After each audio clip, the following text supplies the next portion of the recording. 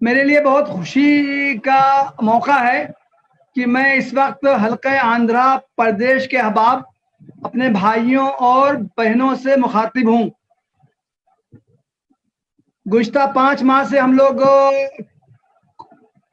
COVID-19 اور اس کے عواقب سے دوچار ہیں۔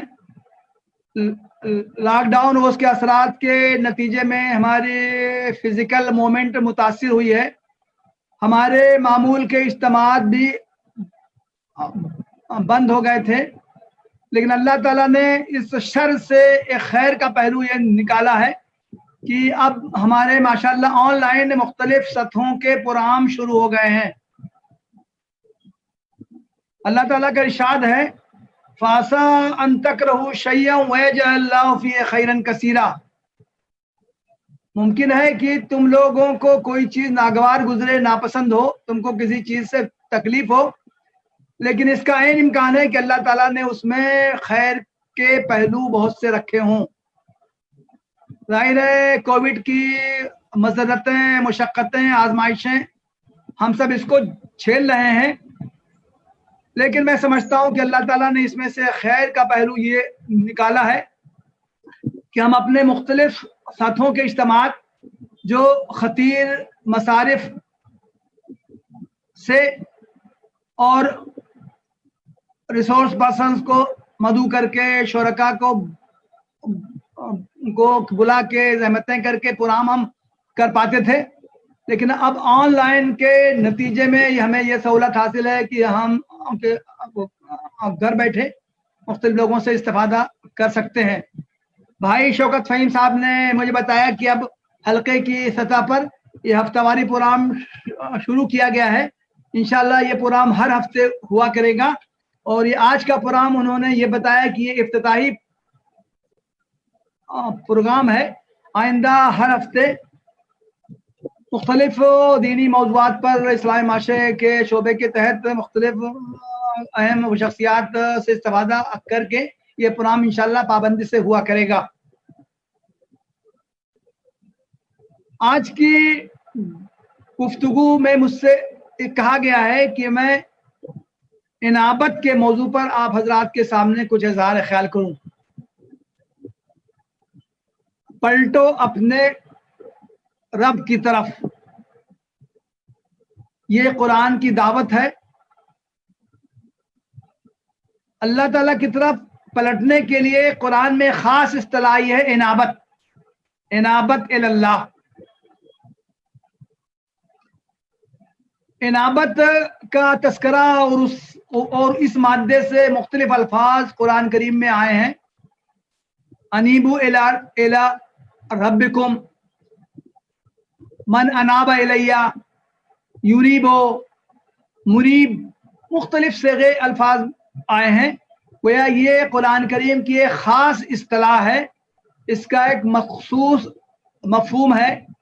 میں آج کی مجلس میں آپ حضرات کے سامنے قرآن مجید کی روشنی میں انابت کا کیا مفہوم ہے اور اس کے مختلف پہلو کیا ہیں جن کا کہ قرآن کریم میں تذکرہ آیا ہے، ان کی طرف اشارہ کیا گیا ہے، میں آپ حضرات کے سامنے انشاءاللہ چند باتیں عرض کروں گا۔ عربی زبان میں نابا کے لفظ ہے، اس کے معنی ہے کسی کی طرف جانا، پلٹنا، کہیں جا کے واپس پلٹ کر آنا۔ اس لفظ کا مادہ آتا ہے نوب۔ اس لفظ کی اصل روٹ کیا ہے، اس سے ہم اس معنی میں جو بلاغت پائی جاتی ہے اس کو اچھی طرح سمجھ سکتے ہیں۔ ہم میں سے ہر شخص نے شہد کا چھتا ضرور دیکھا ہوگا۔ شہد کے چھتے کے سامنے آپ کھڑے ہوں تو تھوڑی دیر میں آپ کو ایک خاص حرکت کا علم ہوگا اور آپ اس کو ضرور نوٹس میں لائیں گے۔ شہد کے چھتے سے شہد کی مکھی اڑتی ہے وہ چھتے سے تیزی سے نکلتی ہے، مختلف مقامات پر دور و نزدیک کے جاتی ہے، پھولوں پر بیٹھتی ہے، ان کا رس چوستی ہے، اس کے بعد پھر اتنی ہی تیزی سے وہ اپنے چھتے میں واپس آ جاتی۔ اس عمل کا مشاہدہ ہم بار بار کرتے ہیں۔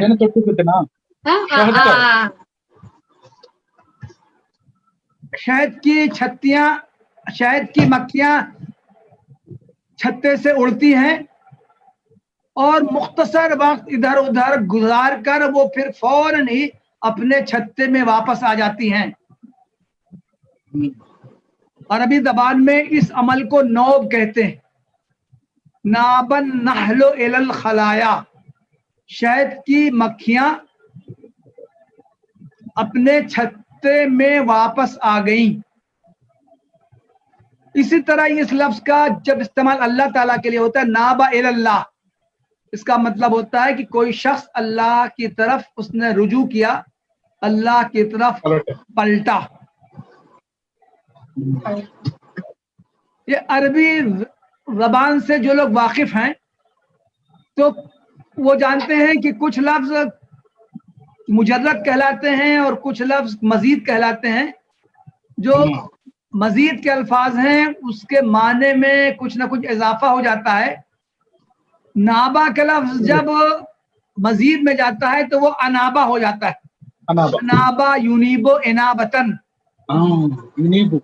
اس کے معنی میں اضافہ ہو جاتا ہے۔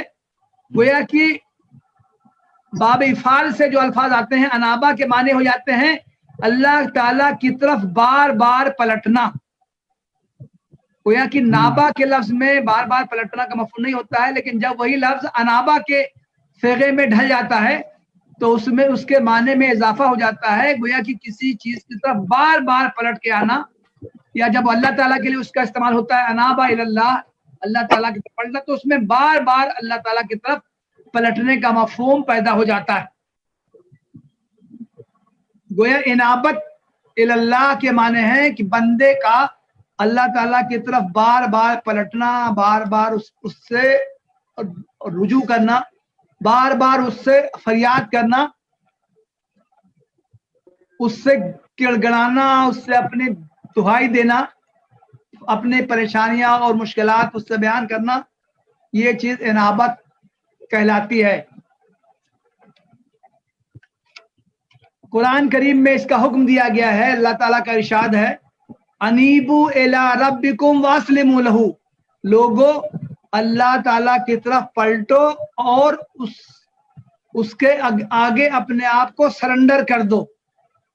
من قبل ان یاتیکم العذاب ثم لا تنصرون، موقع کو غنیمت جانو جو کچھ تم کو حاصل ہے، اس سے پہلے کہ اللہ تعالیٰ کا عذاب آ جائے، پھر تم دہائی دو، پھر تم پکارو، کسی کو مدد کے لیے بلاؤ، لیکن تمہاری کسی جانب سے مدد نہ ہو سکے۔ یہ موقع جو تم کو حاصل ہے اللہ تعالیٰ کی طرف پلٹنے کا، اس کو غنیمت جانو۔ اس آیت میں دو الفاظ آئے ہیں اور دونوں اہم ہیں، ایک ہے انابت، دوسرا ہے اسلام۔ انابت کے معنی ہے اللہ تعالیٰ کی طرف رجوع کرنا، اللہ تعالیٰ کی طرف پلٹنا، اور اسلام کہتے ہیں اپنے آپ کو اللہ کے حوالے کر دینا، اپنا وجود اللہ تعالیٰ کو سپورٹ کر دینا، سر تسلیم خم کر دینا، انگریزی میں اس کو کہتے ہیں سرنڈر کر دینا، اللہ تعالیٰ کے ہر حکم پر اس پر عمل کرنے کے لیے دوڑ پڑنا، اس کو اسلام کہتے ہیں۔ اسلام کے لیے منہ سے کہنے کی ضرورت نہیں ہے کہ ہاں ہم اسلام لائے، ہاں ہم مسلمان ہیں۔ اپنے آپ کو مسلمان کہنا، اپنے اسلام کا اعلان کرنا منہ سے ضروری نہیں ہے۔ اسلام کے معنی ہیں عمل سے اس کا ثبوت دینا، ہماری زندگی ایسی ہو کہ ہم اللہ تعالیٰ کے ہر حکم پر فوراً عمل کرنے کے لیے اس کی طرف سبقت کرنے کے لیے تیار ہوں، اور اللہ تعالیٰ نے جن کاموں سے روکا ہے ان سے فوراً رک جائیں، یہ چیز اسلام ہے۔ حضرت ابراہیم علیہ السلام کی زندگی سے اس کا ثبوت ملتا ہے. اللہ تعالیٰ نے حضرت ابراہیم کو حکم دیا کہ اپنے بیٹے کو میری راہ میں قربان کر دو. یہ حکم صریح الفاظ میں نہیں تھا، یہ حضرت ابراہیم علیہ السلام کو خواب میں یہ دکھایا گیا تھا. لیکن حضرت ابراہیم علیہ السلام اس خواب پر عمل کرنے پر تیار ہو گئے. انہوں نے اپنے بیٹے کے سامنے اپنے خواب کا تذکرہ کیا. بیٹے نے بھی کہا کہ افعل ما تؤمر ستجدنی انشاءاللہ من الصابرین. اے ابا جان، آپ کو جو حکم دیا گیا ہے اس پر آپ عمل کر بیٹھیے، آپ مجھ کو صبر کرنے والوں میں سے پائیں گے. قرآن کہتا ہے فلما اسلما وتلہ للجبین، جب دونوں اسلام لے آئے.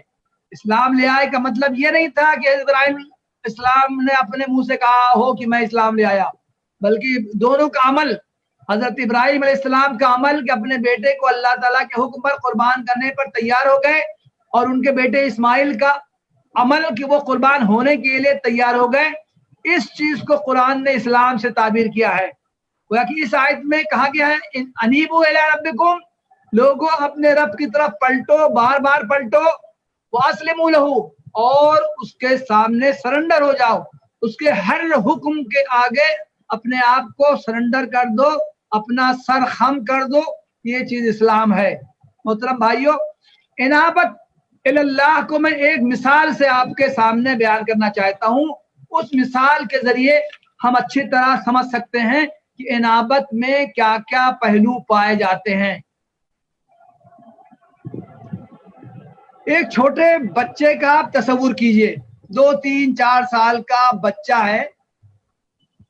وہ گھر سے باہر کھیلنے کے لیے نکلا، کسی دوسرے بچے سے اس کی لڑائی ہو گئی، دوسرے بچے نے اس کو 2-4 تھپڑ مار دیے. وہ بچہ اب کیا کرے گا؟ وہ بچہ فوراً اپنے گھر کی طرف بھاگے گا اور ماں کی گود میں روتا ہوا آئے گا، اور ماں کی گود میں چمٹ جائے گا ماں کی گود سے. ماں اس سے پوچھے گی کیا ہوا؟ بچہ اس کو یہ بتائے گا کہ مجھ کو فلاں فلاں ایک بچے نے یا ایک سے زیادہ بچوں نے مارا.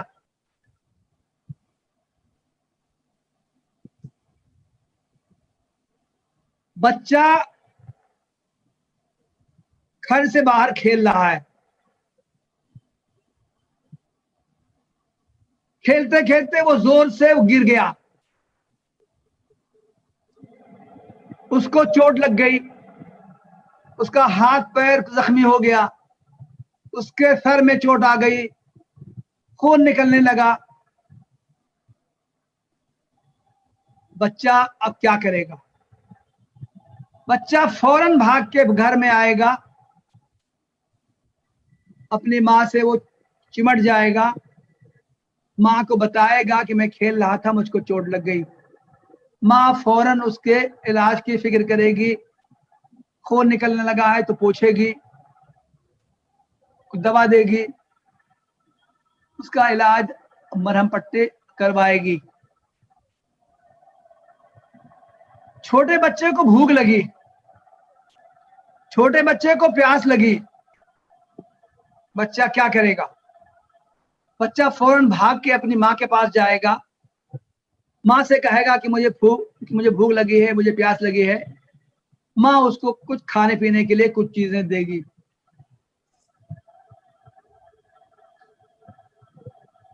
بچے نے کوئی چیز دیکھ لی، اس کو اچھی لگی، کوئی کھلونا بچے نے دیکھ لیا، اس کو اچھا لگا، اس کے دل میں خواہش پیدا ہوگی کہ یہ کھلونا تو میرے پاس ہونا چاہیے تاکہ میں اس سے کھیلوں.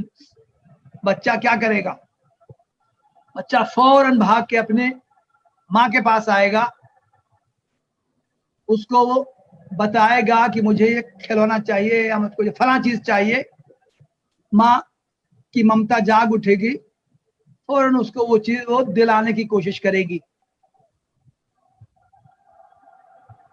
یہ ماں اور بچے کے تعلق سے میں نے کئی پہلوؤں کی طرف اشارہ کیا ہے.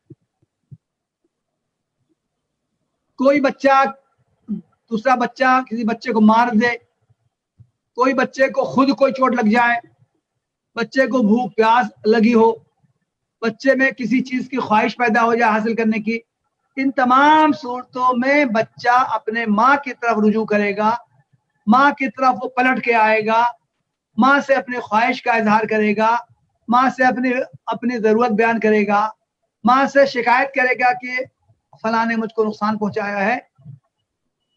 ٹھیک یہی تعلق بندے کا اللہ تعالیٰ سے ہوتا ہے۔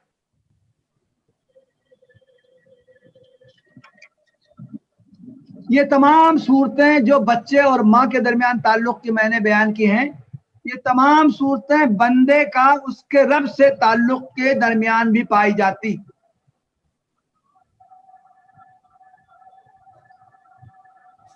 بندہ کسی تکلیف میں مبتلا ہو جائے، اس کو کوئی بیماری لاحق ہو جائے، اس کا ایکسیڈنٹ ہو جائے، کوئی اس کو نقصان پہنچا دے، اس کا کوئی دشمن اس کو ستائے، اس کو تکلیف پہنچائے، مسلمانوں کی پوری قوم کے دوسری قوم ان کے دشمن ہو جائیں، ان کے جان و مال اور ان کے آبرو کو لوٹیں، ان تمام صورتوں میں انسان کی فطرت ہے کہ وہ اللہ تعالیٰ کی طرف رجوع کرے۔ اگر وہ ایمان والے ہیں تو ایمان والوں کو تو لازم ہے کہ ان کیفیتوں میں وہ اللہ تعالیٰ کی طرف رجوع کریں۔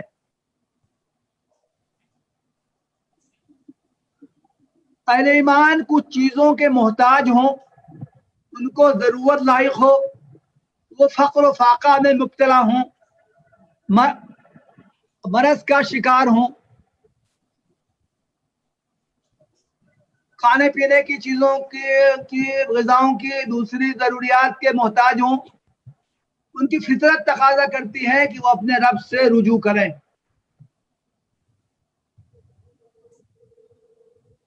اللہ تعالیٰ انسانوں کی ضروریات پوری کرتا ہے۔ قرآن کریم میں یہ کہا گیا ہے کہ اللہ تعالیٰ یہ ہے جس نے انسانوں کو پیدا کیا ہے اور وہی ان کو کھانے پینے کی چیزیں فراہم کرتا ہے، رزق فراہم کرتا ہے، زمین سے غلہ اگاتا ہے، آسمان سے بارش برساتا ہے۔ اللہ تعالیٰ کے ان احسانات کا تقاضا ہے کہ اللہ تعالیٰ کی طرف رجوع کیا جائے، اس کا شکر ادا کیا جائے۔ اس نے ہمیں ان نعمتوں سے نوازا ہے، کتنا بڑا احسان ہے جس نے ان سے نوازا ہے۔ اس احسان پر شکر گزاری کا تقاضا ہے کہ اللہ تعالیٰ کی طرف رجوع کیا جائے۔ محترم بھائیوں اور بہنوں، ان تمام پہلوؤں میں انسان اللہ تعالیٰ کی طرف رجوع کرتے ہیں، اہل ایمان اللہ تعالیٰ کی طرف رجوع کرتے ہیں اور ان کو اللہ تعالیٰ کی طرف رجوع کرنا چاہیے۔ ان باتوں کا تذکرہ قرآن کریم میں مختلف مواقع پر آیا ہے۔ میں ان باتوں کی وضاحت کے طور سے اور ان کی دلیل کے طور سے چند آیات آپ کے سامنے پیش کرنا چاہتا ہوں۔ قرآن میں ایک انسان کی بھی مثال دی گئی ہے اور تمام انسانوں کی بھی مثال دی گئی ہے۔ سورہ الزمر میں اللہ تعالیٰ فرماتا ہے وَإِذَا مَسَّ الْإِنسَانَ ضُرٌّ دَعَا رَبَّهُ مُنِيبًا إِلَيْهِ، جب انسان کو کوئی ضرر پہنچتا ہے، کوئی نقصان ہوتا ہے، کوئی اس کو تکلیف پہنچتی ہے تو اپنے رب کو پکارتا ہے، اس کی طرف پلٹ کر اپنے رب سے رجوع کرتا ہے، اس کی طرف پلٹتا ہے اور اس کو پکارتا ہے۔ یہ ایک انسان کے حوالے سے تذکرہ ہے۔ سورہ روم میں اللہ تعالیٰ نے فرمایا ہے وَإِذَا مَسَّ النَّاسَ ضُرٌّ دَعَوْا رَبَّهُمْ مُنِيبِينَ إِلَيْهِ، جب انسانوں کو کوئی ضرر لاحق ہوتا ہے تو اللہ تعالیٰ کی طرف پلٹتے ہیں اور اس کی دعائی دیتے ہیں۔ گویا یہ ہر انسان کی فطرت ہے، چاہے کوئی مسلمان ہو یا نہ ہو۔ اگر کوئی شخص فطرت پر قائم ہے تو چاہے وہ کسی بھی مذہب کا ماننے والا ہو، اس کی فطرت اس کو مجبور کرتی ہے کہ وہ اپنے رب کی طرف، اپنے پیدا کرنے والے کی طرف، اپنے پالنہار کی طرف رجوع کرے اور اس سے دعائی دے کہ میں جس تکلیف میں مبتلا ہوں، جس پریشانی میں میں مبتلا ہوں، اس سے وہ اس کو نجات دے۔ قرآن کریم میں کئی مقامات پر اللہ تعالیٰ کے احسانات کا حوالہ دے کر اس کی طرف پلٹنے کی بات کہی گئی ہے۔ سورہ قاف آیت نمبر 8 میں اللہ تعالیٰ کا ارشاد ہے الارض مددناہا والقینا فیہا رواسیا،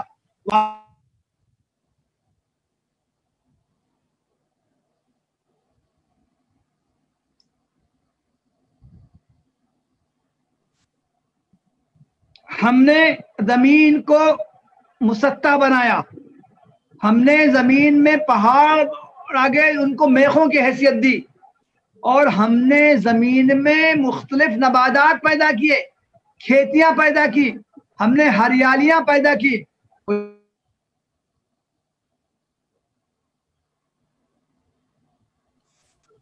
آگے فرمایا ہے تبصرۃ و ذکریٰ لکل عبد منیب، ہر اس بندے کے لیے جو اللہ تعالیٰ کی طرف رجوع کرے، اس کے لیے یاد دہانی ہے، اس کے لیے عبرت کا مقام ہے، اس کے لیے سوچنے کا موقع ہے کہ اللہ تعالیٰ نے اس کو جن ان نعمتوں سے نوازا ہے، اس کا تقاضا ہے کہ وہ اپنے رب کی طرف پلٹے۔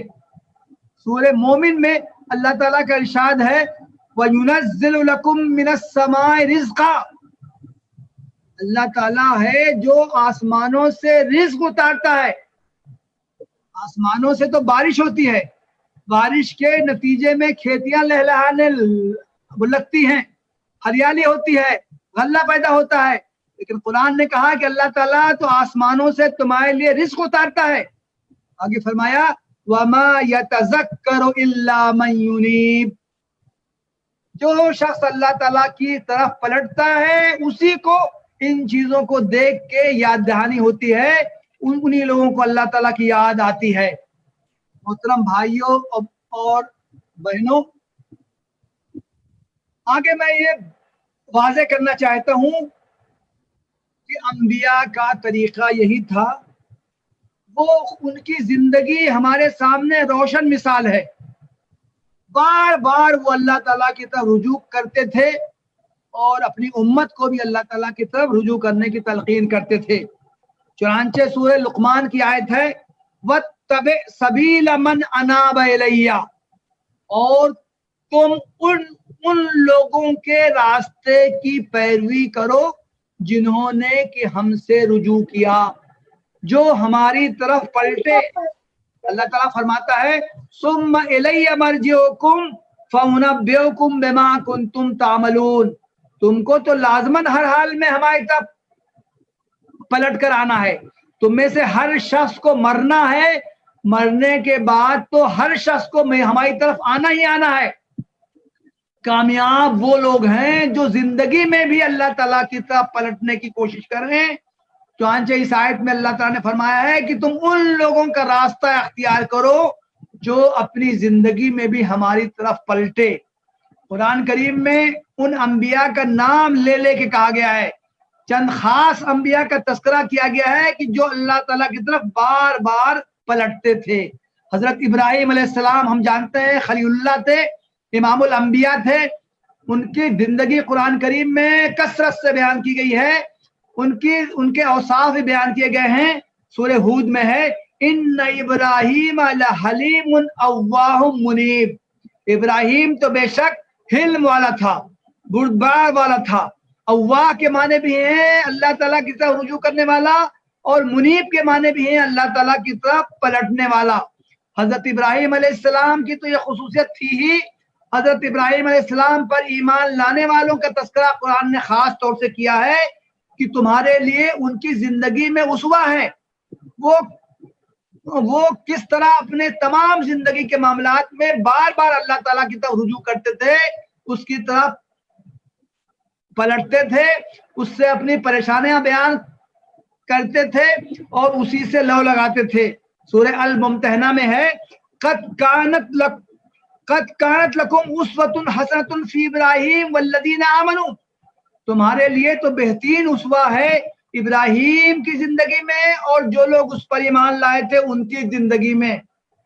آگے قرآن نے ان لوگوں کی دعا نقل کی ہے، وہ لوگ یہ دعا کیا کرتے تھے ربنا علیک توکلنا و الیک انبنا و الیک المصیر، اے ہمارے رب صرف اور صرف تیری ذات ہے جس پر ہمارا بھروسہ ہے، صرف اور صرف تیری ذات ہے جس کی طرف ہم پلٹتے ہیں، جس سے رجوع کرتے ہیں۔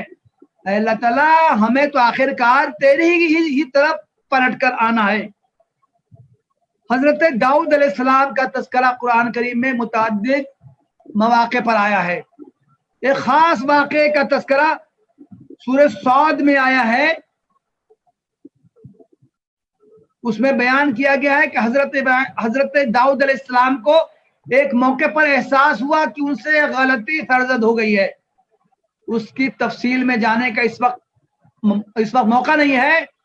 قابل ذکر بات یہ ہے کہ حضرت ابراہیم السلام کو جیسے ہی اس چیز کا احساس ہوا کہ ہم نے داؤد کو آزمایا ہے اور داؤد سے کوئی غلطی سرزد ہو گئی ہے، قرآن صراحت کرتا ہے فوراً داؤد نے استغفار کیا، اللہ تعالیٰ سے معافی مانگی اور فوراً وہ سجدہ ریز ہو گیا اور فوراً وہ اللہ تعالیٰ کی طرف پلٹ گیا۔ ٹھیک اسی طرح کا تذکرہ حضرت داؤد علیہ السلام کے بیٹے سلیمان علیہ السلام کے بارے میں بھی آیا ہے۔ حضرت سلیمان علیہ السلام کی بھی اللہ تعالیٰ نے ایک آزمائش کی، قرآن کریم میں بس اشارہ ہے، آزمائش کیا تھی وہ تفصیل قرآن میں بیان نہیں کی گئی ہے۔ آزمائش جو بھی ہوئی ہو، حضرت سلیمان علیہ السلام کو جیسے احساس ہوا کہ یہ تو اللہ تعالیٰ کی آزمائش ہے، مجھ سے کوئی غلطی ہو گئی تھی جس پہ اللہ تعالیٰ نے مجھ کو متنبع کرنا چاہتا ہے، فوراً انہوں نے اللہ تعالیٰ کی طرف رجوع کیا اور فرمایا رب اغفر لی، اے میرے رب مجھ کو بخش دے، معاف کر دے، مجھ سے بڑی کوتاہی سرزد ہو گئی ہے۔ قرآن نے خاتم النبیین حضرت محمد صلی اللہ علیہ وسلم کے حوالے سے بھی انابت کا تذکرہ کیا ہے۔ اللہ کے رسول صلی اللہ علیہ وسلم کے منہ سے قرآن کریم میں یہ بیان کیا گیا ہے ذالکم اللہ ربی علیہ توکلت و الیہ انیب، وہ میرا رب تو وہی ہے، اللہ ہی ہے جو میرا رب ہے، اسی پر میرا بھروسہ ہے اور اسی کی طرف میں پلٹتا ہوں۔ محترم بھائیوں بہنوں، اللہ تعالیٰ کی طرف پلٹنے سے ہمیں حاصل کیا ہوگا؟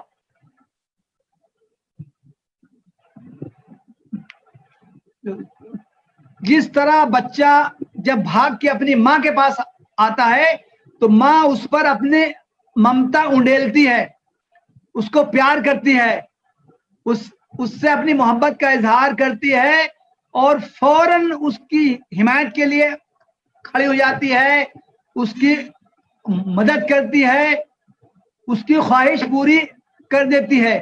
اسی طرح بندہ جب اللہ تعالیٰ کی طرف رجوع کرتا ہے تو اللہ تعالیٰ کی رحمت بھی جوش میں آ جاتی ہے، اللہ تعالیٰ بھی اپنے شفقت اور رحمت عنایت و محبت بندے پر کرتا ہے۔ قرآن کریم میں اس کی صراحت بھی کی گئی ہے، سورہ زمر میں ہے الذین اجتنبوا الطاغوت ان یعبدوها وانابوا الی اللہ، جن لوگوں نے طاغوت کی عبادت کرنے سے انکار کر دیا، اجتناب کیا اور وہ اللہ تعالیٰ کی طرف پلٹے، لہم البشرا، ایسے لوگوں کے لیے تو بشارت ہے۔ ہم سب جانتے ہیں کس چیز کی بشارت، ان کو جنت کی بشارت، جہنم سے نجات کی بشارت، اللہ تعالیٰ کی رضا حاصل ہونے کی بشارت۔ اس آیت میں تو صرف یہ کہا گیا ہے کہ ان کے لیے تو بشارت ہے، دوسری آیت میں اس بشارت کو کھول دیا گیا ہے۔ سورہ قاف میں اللہ تعالیٰ فرماتا ہے وَأُزْلِفَتِ الْجَنَّةُ لِلْمُتَّقِينَ، اس سے پہلے کی آیت میں جہنمیوں کا تذکرہ کیا گیا ہے، اہل جہنم کو جنہوں نے جنت میں غلط کام کیے ہوں گے، برے کام کیے ہوں گے، ان کو جہنم میں جھونک دیا جائے گا۔ آگے اللہ تعالیٰ فرماتا ہے وَأُزْلِفَتِ الْجَنَّةُ لِلْمُتَّقِينَ، متقیوں کے لیے جنت قریب لے آئی جائے گی۔ کتنا اعزاز ہے، اہل تقوی کو جنت کے پاس لے جایا جائے گا، یہ نہیں کہا گیا ہے، خود ان کے پاس جنت کو کھینچ کے لایا جائے گا۔ وَأُزْلِفَتِ الْجَنَّةُ لِلْمُتَّقِينَ غَيْرَ بَعِيدٍ، بہت دور نہیں ہوگی، بالکل ان کے نزدیک لے آئی جائے گی۔ هَذَا مَا تُوعَدُونَ، ان سے کہا جائے گا کہ تم سے اسی کا وعدہ کیا گیا تھا، لو یہ جنت حاضر ہے، اس میں ہر طرح کی نعمتیں تمہارے لیے موجود ہیں. لکل اواب حفیظ، یہ جنت ہر اس شخص کو ملے گی جو اللہ تعالیٰ کی طرف پلٹنے والا ہو، اللہ تعالیٰ کے احکام کی حفاظت کرنے والا ہو، جن چیزوں سے اس نے روکا ہو ان سے رک جانے والا ہو. من خشی الرحمن بالغیب، جن لوگوں نے اللہ کو نہیں دیکھا ہے اس کے باوجود بھی غیب سے اس پر وہ ایمان رکھتے ہیں. وجاء بقلب منیب، اور وہ منیب دل کے ساتھ، اللہ تعالیٰ کی طرف پلٹنے والے دل کے ساتھ وہ اللہ تعالیٰ کی بارگاہ میں حاضر ہوتے ہوں. گویا کہ قرآن کہتا ہے کہ انابت کا بدلہ صرف اور صرف وہ جنت ہے، وہ اہل جنت کو مل کر رہے گا.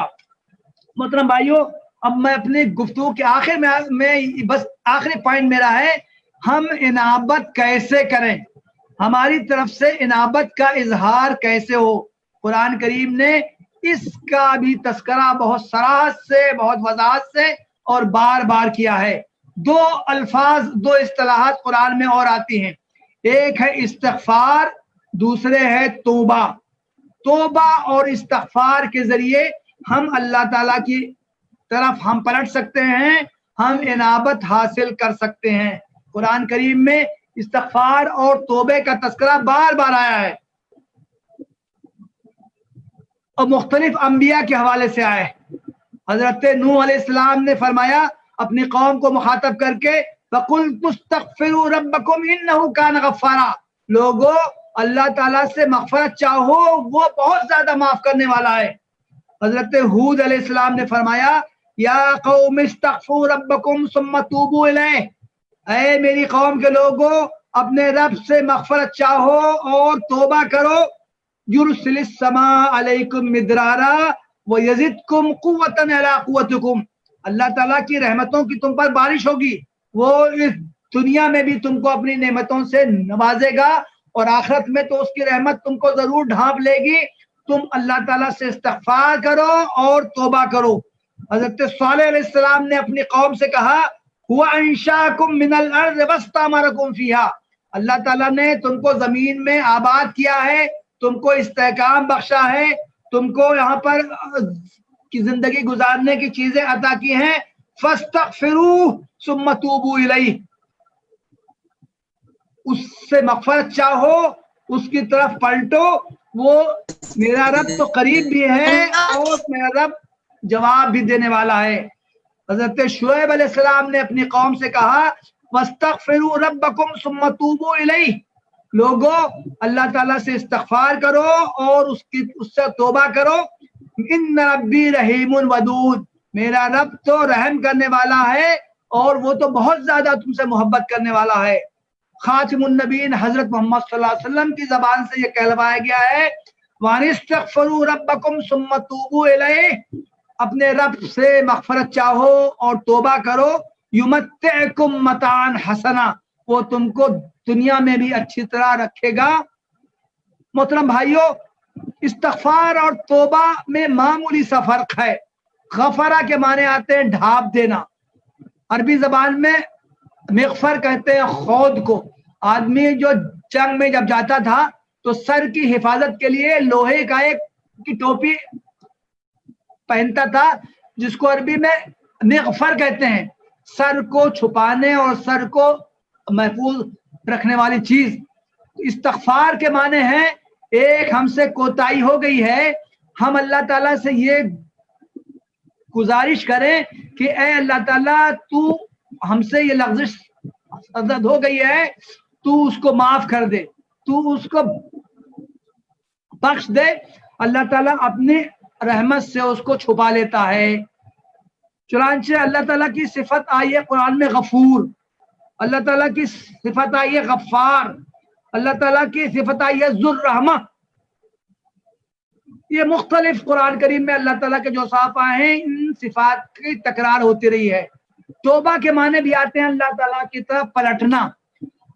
انسان اللہ تعالیٰ کی طرف جب پلٹتا ہے تو اس کو بھی توبہ کہتے ہیں، اور جب اللہ تعالیٰ کی رحمت جوش میں آتی ہے، اللہ تعالیٰ معاف کر دیتا ہے، بخش دیتا ہے، تو اللہ تعالیٰ کے لیے بھی توبہ کا لفظ آتا ہے. چنانچہ اللہ تعالیٰ کے لیے التواب بہت زیادہ معاف کرنے والی صفت اللہ تعالیٰ کی آئی ہے۔ توبہ کے بارے میں بڑی غیر معمولی حدیث آئی ہیں۔ توبہ کے بارے میں ایک حدیث اللہ کے رسول نے فرمایا التائب من الذنب کمن لا ذنب لہ، جس شخص سے چاہے جتنے گناہ سرزد ہوئے ہوں اگر وہ توبہ کر لے تو گویا وہ کیوں ایسا ہو جاتا ہے جیسے اس سے کوئی گناہ ہی سرزد نہ ہوا ہو۔ ایک بہت اہم حدیث ہے، میں آپ کے سامنے پیش کرتا ہوں۔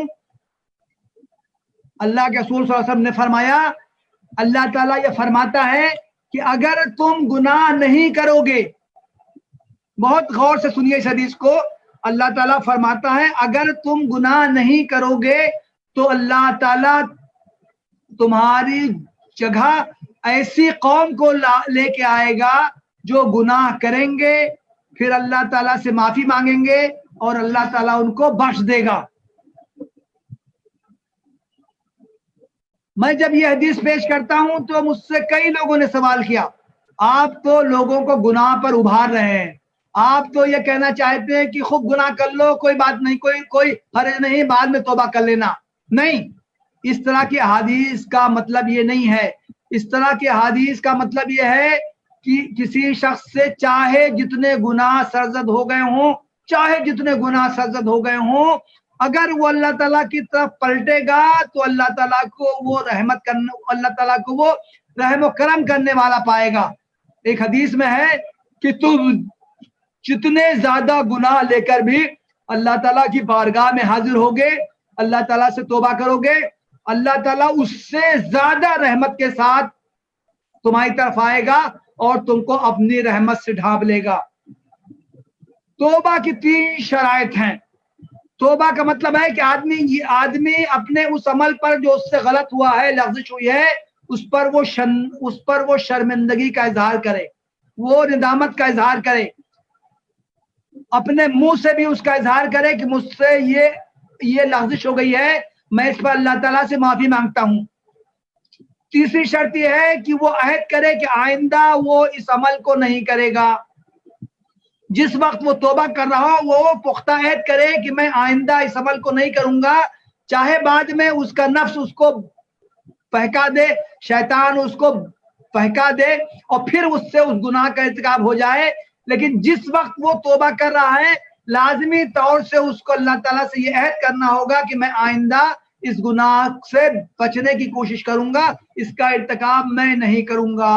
اور چوتھی چیز یہ ہے کہ اگر کسی بندے کا حق مارا ہے، کسی کا کوئی مال غصب کیا ہے، کسی کو گالی دی ہے، برا بھلا کہا ہے، تو اگر کوئی بندے کا انسان کا حق اس سے متعلق ہے تو جب تک اس سے وہ معافی نہیں مانگے گا، جب تک اس کا حق واپس نہیں کرے گا، جب تک اس کی تلافی نہیں کرے گا، اس وقت تک اس کا توبہ کرنا بیکار ہے۔ گویا کہ حقوق اللہ میں سے اگر کسی حق کی تلفی ہوئی ہے تو توبہ کے لیے 3 شرائط ہیں، لیکن اگر کسی بندے کا حق بھی اس میں شامل ہے تو چوتھی شرط ہے کہ اس بندے کا حق اس کو واپس کرے، اس سے معافی مانگے، اس کے بعد اللہ تعالیٰ سے توبہ کرے۔